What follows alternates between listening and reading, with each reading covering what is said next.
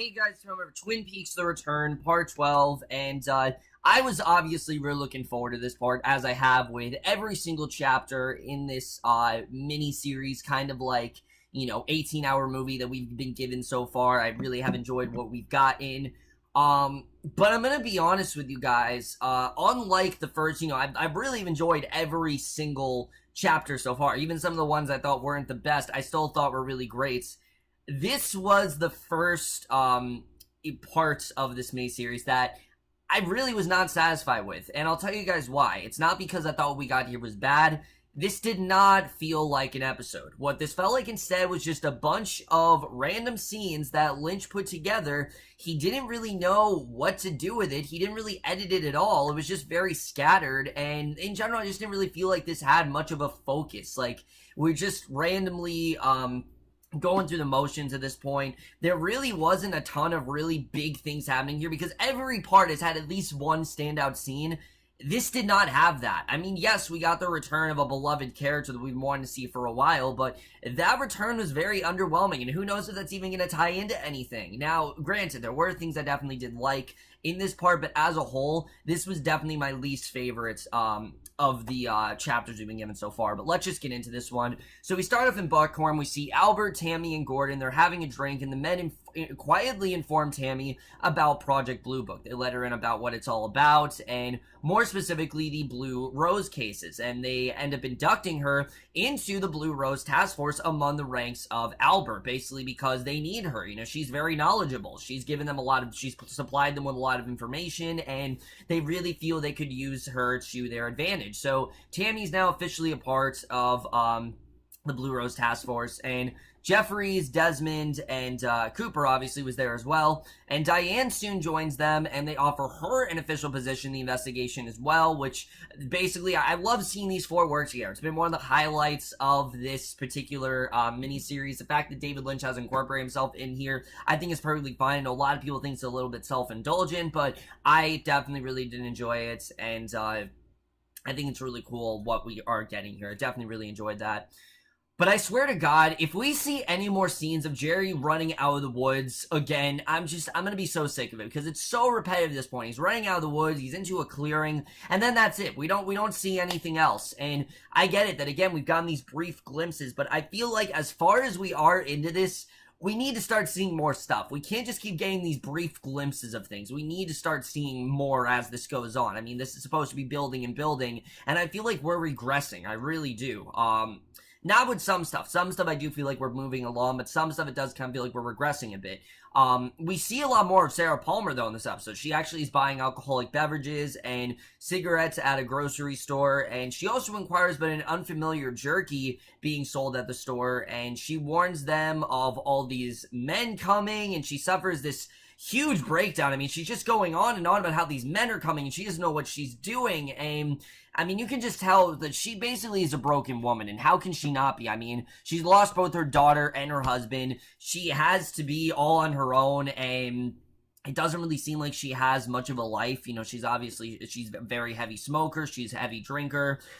Just whatever Sarah Palmer's doing, she's really just, her life has gone to shit. It's pretty easy to tell, and it's sad to see, really, that her life has gone to shit, but I do like the way they've gotten the actress back. But again, I just don't know if this is really going to tie into anything. I get that we're getting a brief glimpse of Sarah Palmer, but it feels like she's just kind of here. Like, it doesn't really feel like they're doing much with her, at least in this particular scene it didn't. But we then see Carl. He stops a trailer park resident, Chris Cole, and he asks him about his income, and he gives him $50, saying not to pay his rent for the month, and he's very adamant about that. And again, it just isn't really tying into anything. The first few scenes of this episode, the only scene that really did anything was, sure, the Sarah Palmer scene I thought was good, but it just didn't really tie in anything. That's really my main problem with this episode. I just didn't really feel like it had much of a structure. It felt more like we just had random scenes that didn't really go together at all, and there wasn't really a flow of this particular part. It just felt very scatterbrained, and they didn't really know what to focus on, and that really is my main complaint when it comes to this particular chapter that we had going on here. I think there were some really interesting things in this particular part, but I just thought a lot of it was very scatterbrained and didn't really go together in the way it really should have. And we don't even see much of Cooper in this episode. We see one scene, which we didn't see any evil Cooper last week. We didn't see any of, not much of Dougie this week. Still no evil Cooper. It's interesting that they're using Kyle MacLachlan less and less, and maybe it's because they want us to see the other characters and they want the show to stick out without him. But I mean, Kyle MacLachlan, he's the one who, from what I gathered at the Comic-Con panel, he was the first person that was like really on board this. Him and David Lynch are great friends, and David Lynch approached him about this and he immediately was on board. So I really do hope they start to use him more, but this is probably one of the most useless Dougie scenes we have gotten. Nothing about this scene felt essential to me. Nothing about this felt like something we needed. He's taken outside by Sonny Jim to play catch, but he ends up just being hit by Sonny Jim's throw, and nothing about this I thought was important. I mean, why do I care that Dougie's being hit in the head? I mean, is this trying to show me that he's just further and further down the rabbit hole? Is it trying to show me that he's not going to come back to that Cooper state? I think he is going to come back to that eventually. I think it's just going to be a lot later. Like, we still have 6 episodes left, keep in mind. But again, just not really much going on there. But we then see Hawk. He goes to Sarah's home and he hears a noise inside, which Sarah dismisses as something in the kitchen, and that's simply it. And Hawk assures her that if she needs anything, to call him. Hawk can tell she's obviously struggling. Hawk can tell that she really does need someone. And again, I really did like this scene. I really have liked we've gotten of Hawk. I like the way that Hawk is trying to help out Sarah, the way he's kind of checking up on her. I definitely really did enjoy seeing that because, I mean, Hawk's been with the Palmer family since the beginning. He's always been with that case, since Laura Palmer died. And it's, it makes sense for him to check up on Sarah readily because obviously she's not well. It's clear she's not well. It's clear she's not in a very good state of mind at all. She's constantly freaking out. She's having all these breakdowns, and I like seeing Hawk comfort her, but I definitely did like seeing that. We then see Miriam. She's laying unconscious in a hospital bed at Calhoun Memorial Hospital. Again, not much going on there, but I'm guessing that, I don't really know what's going to come of that. It seemed like she was completely fine in the last part, but now she's taken to a hospital, so I thought that was interesting. But Diana responds to a text message asking Las Vegas. Now, this was definitely one of the more interesting parts of this episode. She responds to a text message that reads Las Vegas, and she responds with they haven't asked yet. So we know very well that she's working for the doppelganger. It's pretty easy to tell here. We know Mr. C obviously is a person that she's working for, and I'm looking forward to seeing what that's all about. But Frank then visits Benjamin, who tells him of Richard committing the hit and run, his subsequent attempted murder of Miriam, and we get a lot of exposition in the scene. This was a very exposition-heavy episode, if you guys can't tell. But Ben tells him a lot here. Ben reflects on Richard's troubled past, and he shows Cooper's hotel key to Frank. Basically that him and Richard don't really have much of a relationship at all. And apparently Richard and Frank are really close, and I'm pretty sure that Richard is the one who stole the truck from Frank, because as we know, Frank was obviously complaining about that. I'm pretty sure he's the one that did it. Or was it Frank? I don't know. There's so many characters in the show. I know Richard stole a truck from someone. I can't think of who it was right now, but basically he had intended to give it to Truman as a memento. Like that's who he wanted to give the hotel key to, and he gave it to Truman. He gave it to Frank instead because obviously Harry's on bed rest right now. So Truman then leaves with the key, and again, it was a good scene. I like seeing Ben, talk about Richard and how they don't have this great relationship and things like that. And again, we get a hint that Richard is definitely related to Audrey. That's definitely something we know here. And Ben tells Beverly about Richard and his father, who apparently bought him a bike when he was a child. And again, this monologue, it just seemed kind of pointless. And I know, this is the kind of stuff that Lynch loves to do. He loves to do these, go on these tangents that mean absolutely nothing. Ben just talking about this bike that he misses. And he then has Beverly arrange to pay for Miriam's medical expenses. He is actually going to pay for it. And I was really surprised. I didn't think he was actually going to do it, but yeah, it does seem like he is in fact going to pay for the medical expenses, which I was definitely surprised about. But we'll have to see the way that really turns out, if he actually is going to pay for those medical expenses, if he's actually going to be able to do that. Because here's the thing with Ben, he always tries to do these good deeds, but then he always seems to refrain back into that selfish, not cowardly, but just that selfish, careless self that he's had throughout the entire show. So I don't know if Ben's actually going to be able to pay for her. We'll have to see.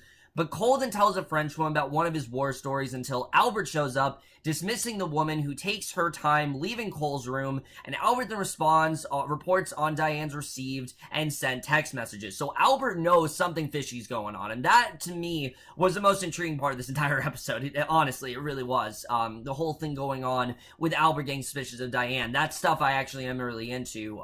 Everything else is just kind of whatever to me, but I did like the way that Albert is definitely suspicious of Diane. He knows definitely that they can't trust her whatsoever, and I definitely did like seeing that here. I thought definitely that was very interesting, and there's a lot of places that they can go with that, because obviously we know that they can't trust Diane. We know that Diane is someone who has been doing things behind their back for a while, and now they've given her this title, it definitely seems like her true colors are starting to show. We'll have to see how long it really takes for her to be able to cover this up. I had a feeling she wasn't going to be able to do this for a very long time. Albert's already getting suspicious, so I suspect she's not going to be able to keep this charade up for that much longer. So we finally see, after 2 episodes, Hutch and Chantal, who we haven't seen since part 9, I believe, but we finally see them here, and they're staking out Dwight Murphy's home, and they assassinate him as he arrives home and is discovered by his son, we see, which obviously this is the place that Mr. C told them to go. They're there to assassinate him, and I'm guessing that they're going to go on their next sort of, the next task that Mr. C has for them in the next couple of episodes. We'll have to see the way that goes.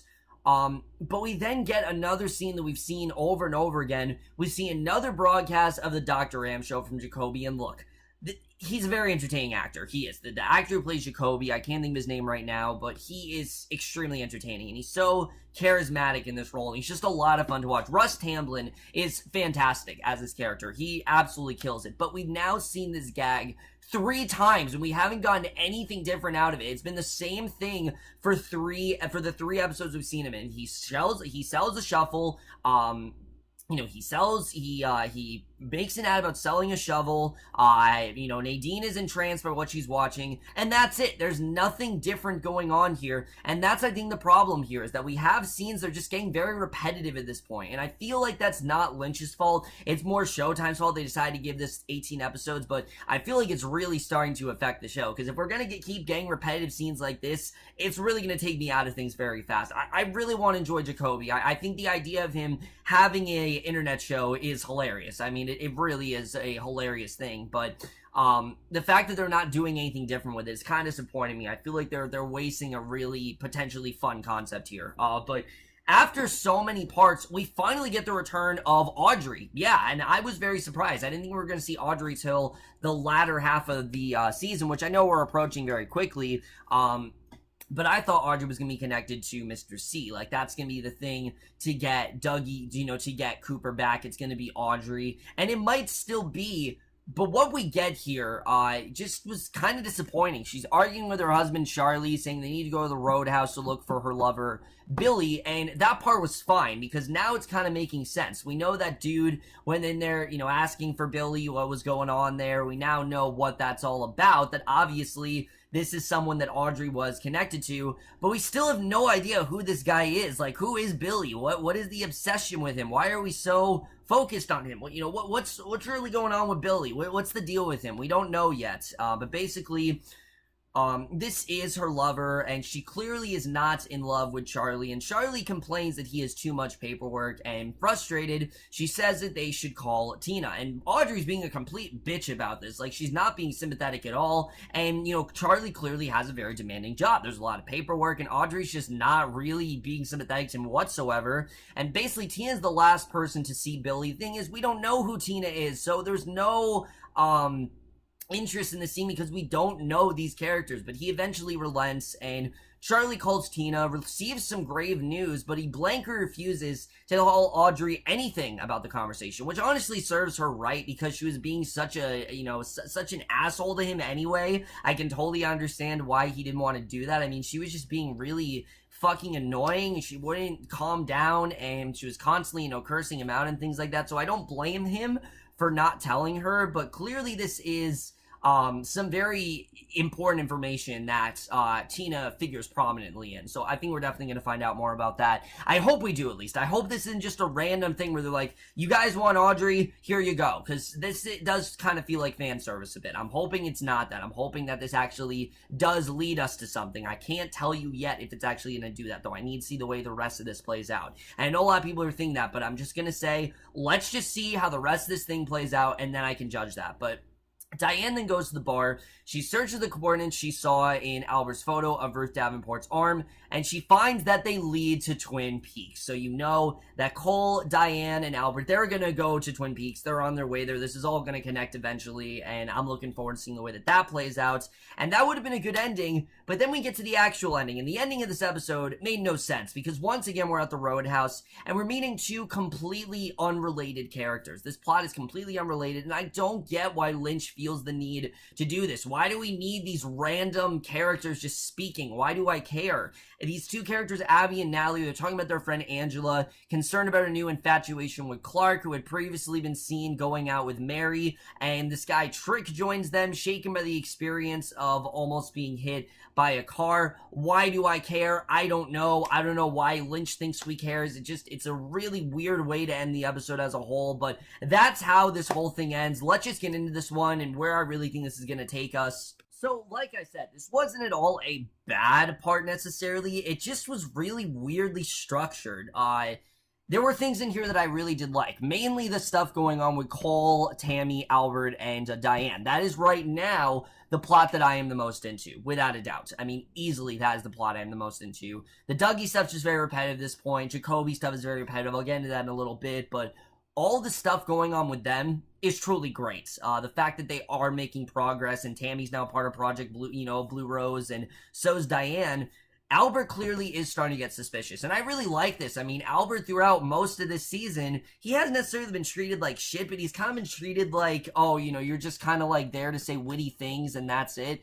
And I like that he's not getting that treatment here. Like, they're actually giving him a really substantial role, and I really do enjoy seeing that. Yes, Albert always does crack a few jokes, but it genuinely seems like they're giving him something to do, and I definitely really did like seeing that here. The whole thing with, Albert, obviously he's very suspicious of Diane, and I don't think she's going to be able to keep up this act for that much longer, and I'm looking forward to seeing how far she's going to go with this. Like, when did Mr. C approach her? What connection does she have to him? All that stuff, I think we're going to find out very soon, and I definitely did like getting into that. I thought all that stuff, like I said, was really interesting. Everything else in this episode, while good, just felt so random. Nothing really felt structured. Like, what was this episode about? I couldn't tell you. I really couldn't. There were so many things here that just felt so, unstructured and unfocused. The stuff with Sarah Palmer was really good, for example, with her being an alcoholic and Hawk going to check on her, and us knowing that she's hearing weird noises, and it's clear that she's on the verge of insanity, or is she? I think all that stuff is really interesting, but it doesn't really tie into anything. At least right now, it doesn't tie into much of anything, except for the fact that we know that Laura is the one. She is the one that's connected to all this. She was like the catalyst that started everything. That's what that whole Laura is the one prophecy is about. That's kind of what started all this. Laura's the one that, we have to blame for everything. So that's the only way I could see Sarah Palmer getting tied into this narrative. Other than that, I have no idea what place she has in this. I mean, I don't really feel like she has a place in this. The Carl scene was completely unnecessary. I didn't really understand what that was all about. The Dougie scene especially, you literally could have cut Cooper out of this episode and it wouldn't have made a difference. It really wouldn't. I love Kyle MacLachlan as much as you do, but it's pretty clear to me that they are not really focused on giving him it seems like they're giving him a really good plot, and then we have something really dumb like this, and I just want I wanted me some Jim Belushi. I wanted me some, I wanted to see Dougie working at work. I wanted to see, Dougie with Bushnell. I wanted to see the stuff. We didn't even see Janie E in this episode. At least the other episode we've seen Janie E, but no, we had this really random scene that didn't really tie into anything. I didn't really understand what that was all about, and I get it, that this is what Lynch does. He does all this weird stuff, but usually this stuff connects to things. This episode, it just felt like it was just random for the sake of being random.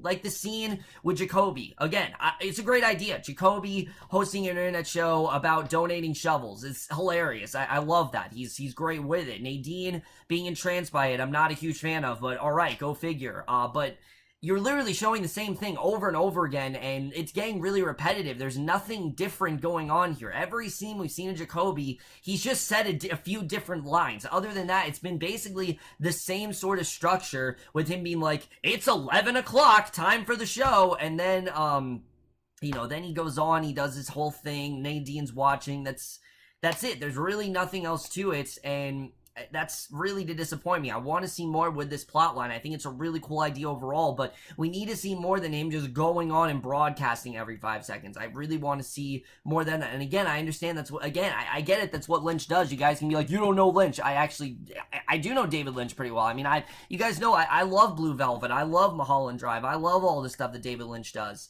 But I did feel like this episode, he just got a little too overzealous with his weird style. You can be weird, but it has to mean something, and it has to tie into something. And the scene with Audrey, I really hope does, because her setup here is really interesting. And there's this guy, Billy, that clearly they're looking for. They don't know what's happened to him. My prediction is that Mr. C has him. That's what that's all about.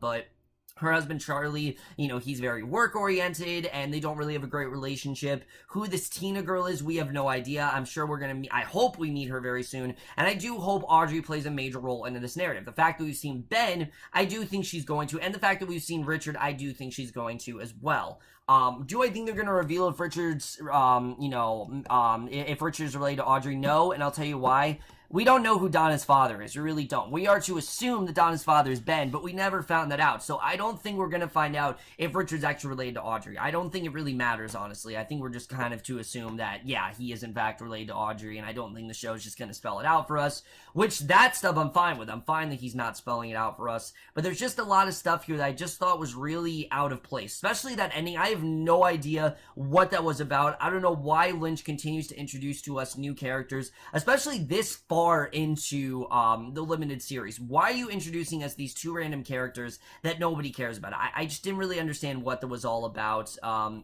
We'll have to see really where this is going to go. Look, guys, I still have confidence in the show. I still really do love where most of what we've got here. This was just a dud. It didn't feel like much of an episode. It just felt like a random chapter. That's all it really felt like. It didn't really feel like anything too substantial. It just felt like, just a bunch of random scenes to cut together. There was some cool stuff presented in this episode that I am looking forward to seeing where it's going. Just in general, I don't really have a ton to say because we weren't really given a lot to talk about this week. And again, I get it that Lynch wants to do that, but I just feel like he needs to, he's not delivering in the way that we want him to, and I hope that these next few parts, the last few parts have been phenomenal. I'm not saying anything bad about the last few parts. I really do hope these last few, they don't end up like this episode. I hope that the fact that he has, 18 episodes, that this story doesn't drag out, because some things are starting to drag out. Jacoby's dragging out. Cooper definitely is dragging out at this point. I mean, I would just want Cooper back at this point. I get it that obviously we're not going to get him for a while. I love Naomi Watts as much as the next guy, but come on, there's only so far you can go with this plot, and I really do want to see some forward momentum happening. I don't know if we're going to get it, but we'll have to see the way that plays out. Overall, guys, I still did enjoy this episode, but I can't really say that this was a good episode. For me, this was the weakest episode so far, and I am going to give Twin Peaks: The Return, Part 12, a B-. Over, guys, from this episode, Twin Peaks: The Return. The most guys thought of this part overall. Loved your thoughts. Did you like it? Did you not like it? Again, I get it that David Lynch is a mastermind. He likes to do all this kind of weird stuff, but this, the difference here is that it just felt very random, and I get it that that's kind of his style, but it wasn't like a Part 8 kind of random where he took us to this completely other world. At least that had a narrative structure, like that had a story. This didn't. It didn't even feel like an episode. It just felt like a preview for, the next few episodes. There was some cool stuff in there, but unlike the other chapters, I just really was not feeling it here. But that's it for this episode. That's in my review. Let me know what you guys thought of this chapter overall, of your thoughts in it. I will see you guys in my next video, which will be for Iron Fist, and we'll see you guys for that. Okay, bye. I get so lonely when she's not